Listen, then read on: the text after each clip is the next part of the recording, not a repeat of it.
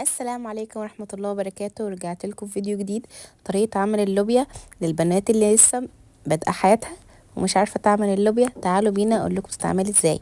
هنا جبنا كيس لوبيا وحطيناه في الحلة وحطينا عليه معلقة ملح وحطينا مية مغلية. المية المغلية لازم تكون معدية اللوبيا بحوالي سنتي او 2 سنتي كده، تمام.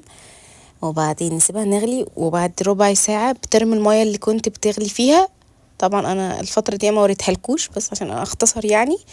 بترمي الميه اللي فيها وتحطي ميه من اول وجديد علشان القشر بتاع اللوبيا ايه ما يتقشرش يعني وكده.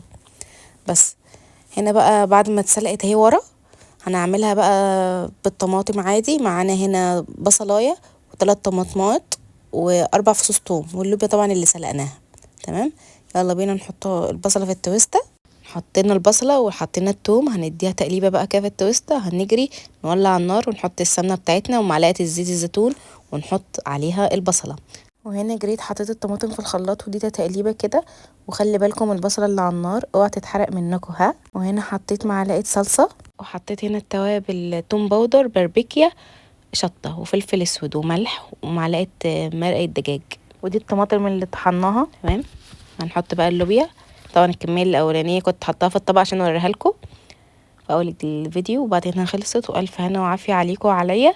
ما تنسوش تصلوا على النبي وتشتركوا في القناه عشان يوصلكوا كل جديد. باي.